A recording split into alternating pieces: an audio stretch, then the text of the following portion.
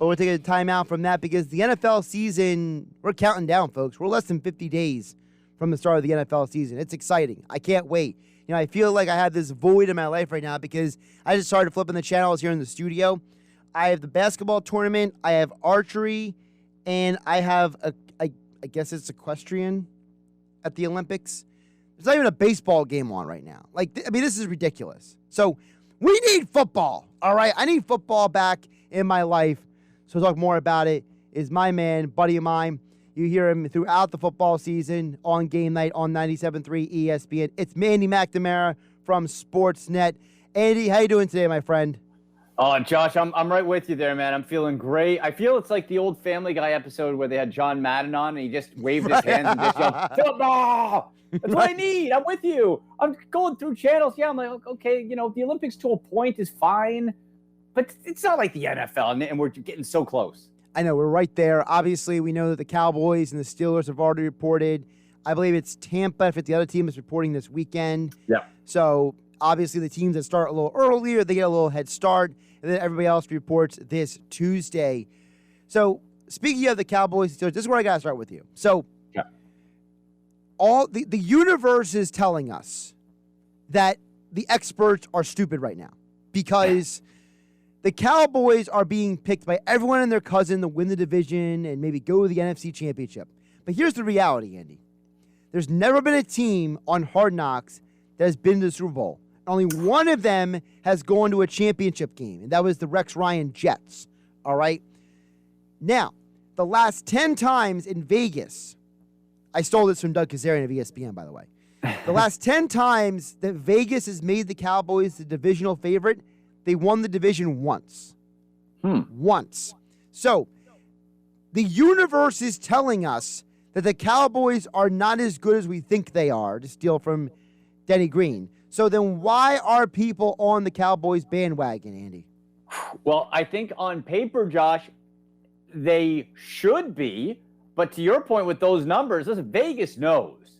I don't know how they know, but they know, right? And so even if it's like against like all those stats, when they pick them, they're not like something, that pattern makes sense to me. And really, it depends on Dak Prescott. I think that's what it comes down to, because we know the defense got a little bit better, still not great. You need Dak Prescott to be going like he was before that injury. If he's not, it's over. It's done. We saw what happened last year. And you got Amari Cooper, also a bit of an ankle issue, right? Can Ezekiel Elliott, we're all projecting him to get back to where he was. Will he? That's a question mark. I'll say this. If it's not the Cowboys, I got the Eagles as the number 2. I know it's not a strong division, but I got the Eagles right there as a team poised, ready. And I think if you give Jalen Hurts a long enough leash and are coaching him up like he needs to be, that guy, we've been bullish. We've been talking about him since the draft last year. I think he could be the one that could help the Eagles over that hump and maybe overtake the Cowboys for the division. Well, it's interesting you say that because, you know, in our area, there's 2 contingent of fans out here, all right? There's the contingent of fans who look at the Eagles and say, last year had a lot of injuries impacted the team. That's how we're looking at it, right? Then you have another contingent of fans who look around and they're like, Jalen Hurts had a poor completion percentage. This team only won 4 games last year. New head coach. I don't know. And I keep telling people, you realize that Carson Wentz by himself lost 3 games for this team last year. Alone. Yes, alone. You win 3 more games, you might have won the division last year. And you had the most offensive line combinations in all of football last year. The offensive line was completely decimated to injury. If you're just a little healthier this year and your quarterback isn't the worst quarterback in the NFL, yes, you can win 7-8 games this year. Yes, absolutely. And for people who just say Jalen Hurts the completion percentage, those are stats watchers, Josh, right? Those are box score people. Oh, look at the box. Did you watch the game? Right. Because what I saw was a guy who could will things to happen, who was thrown in, by the way, without a full training camp at all, even as a backup because of COVID, who came in and was trying to find his way and made plays. The guy made plays. Did he make enough? No. Do I think he can? Yes. I believe Jalen Hurts is criminally underrated for his arm. But he's going to run around. He will, but that guy is going to figure it out as long as he's being coached up, and I think he is going to be that guy for the Eagles. I think the weapons around him are going to be good enough. I'm interested to see what Travis Fulgham can do in a full season and in a premier role where he was not counted on in that spot last year. What is Devonta Smith, the speedster, doing? Jalen Reagor out of the slot. I still like Greg Ward as a possession guy. And we got the 2 stud tight ends as well. So there's lots of pieces there. Plus, Miles Sanders, and I like that Kenneth Gainwell in the back. I know he's got some leapfrogging to do on the depth chart, but I like Gainwell for the long term. So I think there are enough pieces there, as long as you can see steady progression from Hurts, which I think we will, for the Eagles to make a go of this division. I don't think, with how weak overall and how many question marks this division is, that's too far-fetched. Yeah, and you know what else? The other thing is people forget about, Hurts, is that he was among the best in college football at Oklahoma in completion percentage and quarterback rating. That's nothing to be sneezed at, okay? No, not at all. And a good program against good teams. Right. And the other thing is that when you look at the Eagles, there's no way, because of Sirianni's background, he's going to ask Hurts to throw the ball 45, 50 times a game. They're going to use the running game. And, in fact, I think that Miles Sanders could have a career year this year because you think about it, last year the Eagles didn't use him properly. There were so many situations where Carson Wentz didn't even look at him. He'd be wide open in the flat. Wentz is just staring left like the idiot that he was last year. And Miles Sanders' hand up the air like, I'm open. So Sirianni is a guy who comes from offenses that use running backs, that use receivers in a multitude of ways. So I'm assuming that the burden of proof will not be on the quarterback in this offense, that the burden will be on the play caller more so. I think it's a terrific point. And if you do, listen, we've seen it before. It can be done as quarterbacks can learn their way if they have that athleticism. And I do hope, again, that Jalen Hurts, not that he's going to throw it 50 times a game, but that they do start giving him more on his plate, because I'm a believer this guy can be a quality NFL passer. But with the running game, I'm with you, because he's got the speed to roll out, so that really works in the play action with Sanders. I'm interested to see, just from the fantasy football guy in me is thinking, all right, what is Kerryon Johnson and Kenneth Gainwell going to mean to that Miles Sanders workload? From a real-life perspective, I think you got a lot of options there. And also, what's the best friend to a young quarterback? Get the ball out of your hand quick. Those quick slot guys. Well, Jalen Reagor, if healthy, and Devonta Smith can do that. Smith can also stretch the field, as we know. And you got that chain mover, big body dude in Fulgham. Oh, yeah, and the 2 tight ends as well that are pretty damn good when they're healthy. So you have the pieces. You have the options to get the ball out of Hurts' hand quick, to utilize the running game. It's there. It's right there for the Eagles. It depends on how Hurts can progress. And again, I feel he can do it. Give me more shares of Jalen Hurts. Andy McNamara joining us here on Sports Bash Saturday, 97.3 ESPN Sportsnet, National Fantasy Sports host, NFL analyst joining us here. You hear him throughout the year on game night here on 97.3 ESPN. Now, the team we haven't mentioned, though, by the way, is he that won the division last year. And I am fascinated by the Fitzpatrick situation in Washington, because which Fitzpatrick do we get?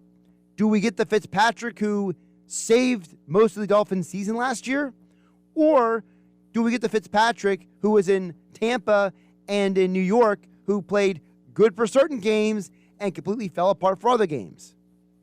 Yeah, I think we see both. Honestly, Josh, that seems to be the trend. We see both out of Ryan Fitzpatrick. You see a hot start, you see some hiccups along the way, and then usually somebody else takes over. The thing with Washington is they don't really have that guy who is poised to take over. They don't have the Tua who is going to be groomed in the background. They don't have, I thought Taylor Heineke was fun for a little bit last year. Am I anticipating him as Washington's new franchise quarterback? No. Kyle Allen? No.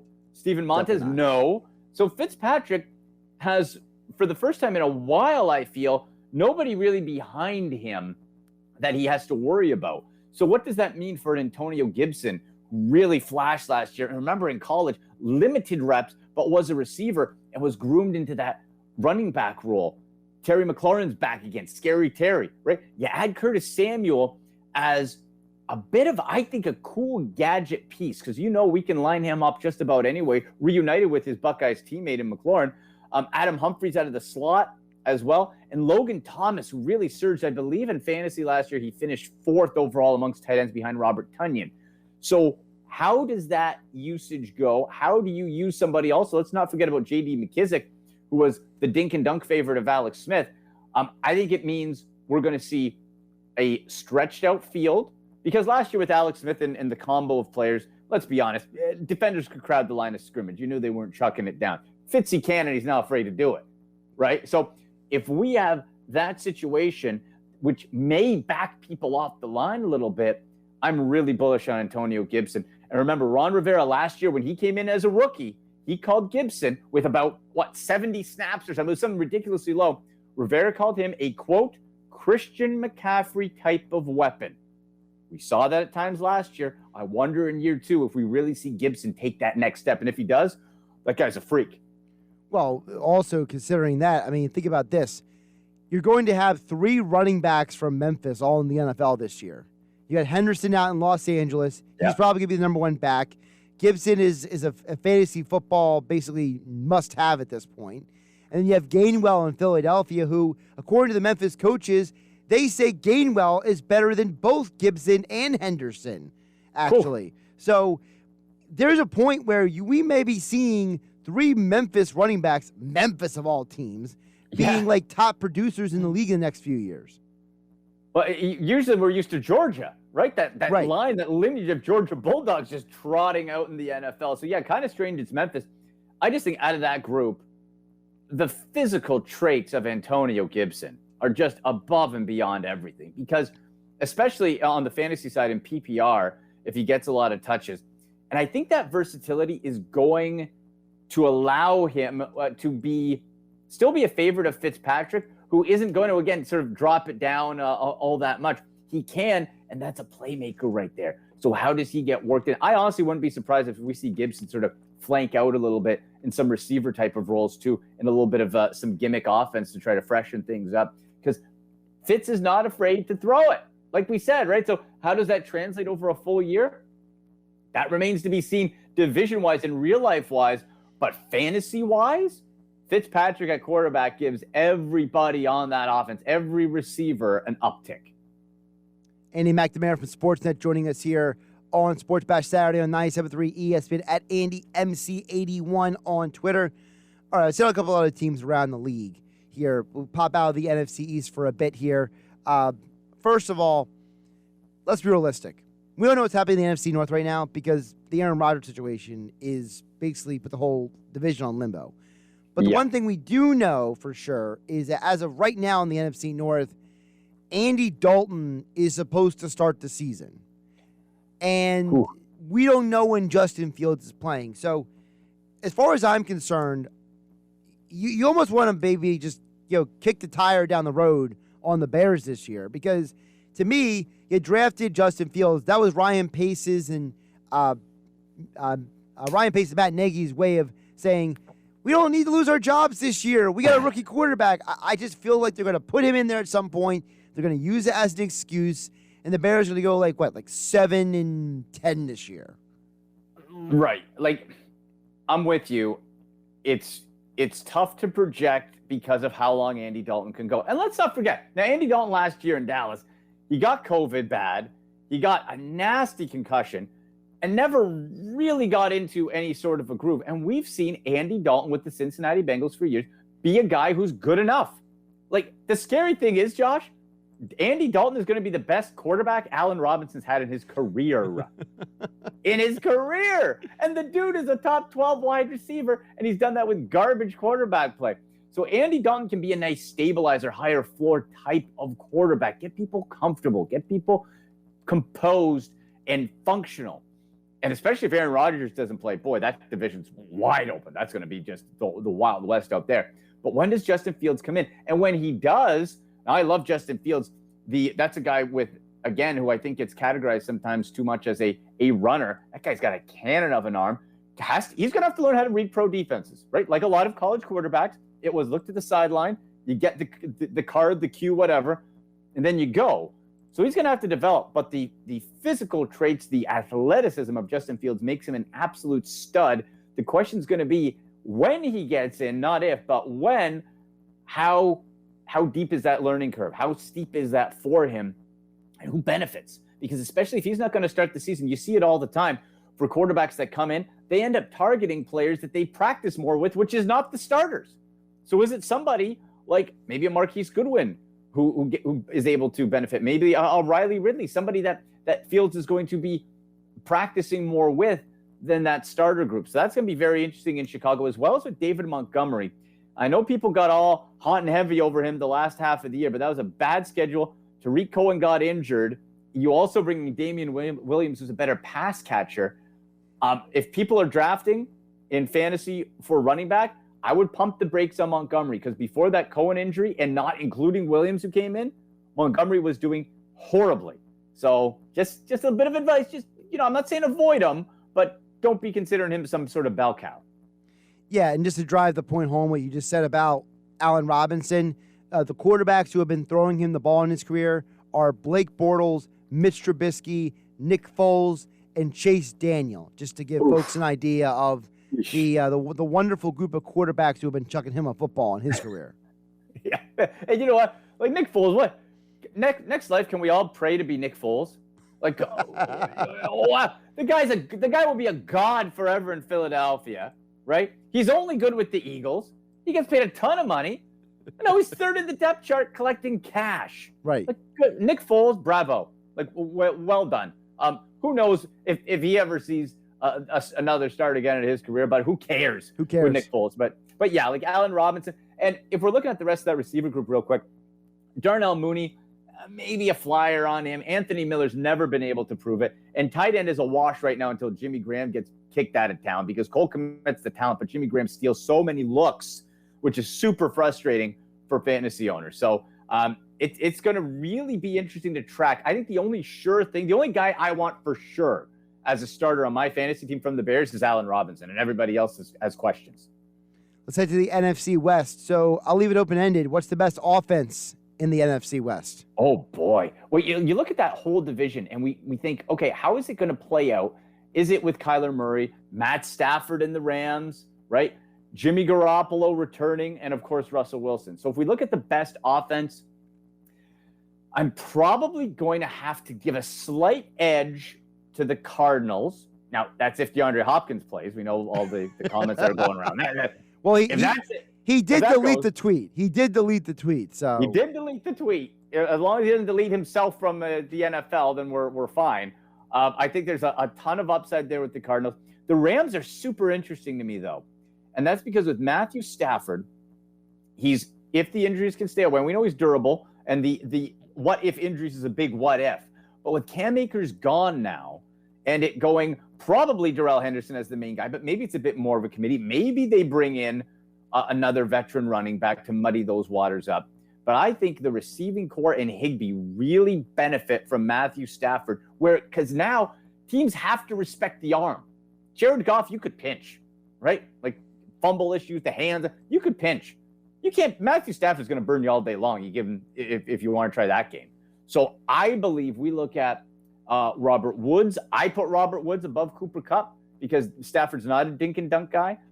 Then Kupp underneath him. I think Higbee's going to have a really big year too. All right, one more for you. Andy McNamara from Sportsnet joining us here on 97.3 ESPN FM. You can follow him at AndyMC81 on Twitter. Jumping to the AFC. I'm purposely staying away from your NFC, AFC North on purpose. Smart. I'm going to go to a completely different division here. I'm going to go to the East. Okay. Removing Josh Allen from the conversation, who's the most reliable quarterback in the AFC East? That's a tremendous question, Josh. Wow. Most reliable. Well, we can't say Tua. Hasn't done it. He's injured. We can't say Zach Wilson. He's a rookie. Right. Certainly can't say Cam Newton. And then Mac Jones. Did you know Mac is for McCorkle? That's amazing. Yeah, who names a kid McCorkle, by the way? That's I don't know how to incorporate that name more into my life, but I need to. It's just hilarious. I love it. So McCorkle Jones, Mr. McCorkle, I think he might be out of the rest of that group, the highest floor, lower ceiling, most NFL ready. And if I'm the Patriots, I don't know why the heck you just don't go to him, because the offenses are so different between Newton and Jones. So I'm not sure what direction they're going to go. I would just go with Jones, throw him in and see what happens. So if I'm looking at reliable, gosh, I think the answer has to be like, can the answer be none, Josh? Like there's no reliability. I can't like if I'm looking real life or fantasy, I honestly don't want any of them. I don't want any of them. I mean, listen, I'm well known for not being a Tua guy. I think that there's something just not adding up with him there. I feel like that the body's going to keep falling apart. And, you know, he said Zach Wilson's a rookie. The only thing about Cam Newton is after he had COVID, he struggled a lot last year. Yeah. So I have to wonder, Cam Newton's second year with Josh McDaniels, could he be a lot better than he was last year as a possibility? It's a possibility, but boy, and I know some of those the tape that leaked out was just, you know, it's a few practices, but good Lord, what was he doing? And we still have to think this time, major shoulder injury, major ankle. All right, if he's feeling 100% now, well, how long is he going to feel 100%? You're still going to have to run him. He's still going to have to run, and he's still going to have to take hits. So what does that mean, right? I just can't trust him. I think maybe the quarterback in the best position, not being a rookie, is Tua, because they added Waddle around him, little comfort zone. You got Mckissick, you got Parker, bring in Fuller. Like there's pieces there for him. Zach Wilson, not a lot of exciting options around him, but maybe that Shanahan style offense with the coaching staff coming over from San Francisco, maybe that's enough to help guide him through. But I don't think we can confidently say that I could trust Zach Wilson for consistency right away. So maybe it is Tua. Oh, I just don't want any of them. I don't want any of them on my fantasy team. I'll tell you that. I don't want any of those quarterbacks. There you go. Andy McNamara. Follow him on Twitter at AndyMC81. You'll hear from him, obviously, throughout the NFL season right here on 97.3 ESPN. Typically on Game Night, but he was kind enough to join us on a Saturday to get a little football fix in for all of us, because, and let's be realistic, when the equestrian horses are running around and archery is on TV, I'm having trouble with the Olympics, man. You're not putting some dough down on the hot equestrian action? No? I don't even know anything about equestrian except for the horses are involved. The horses are involved. Yeah, whatever name. Just like the horse, pick which name you like. I don't know. I'm not touching that one. I'm not either. Andy, I appreciate you jumping on. Enjoy the rest of your weekend, my friend. Oh, you too, brother. Talk to you soon.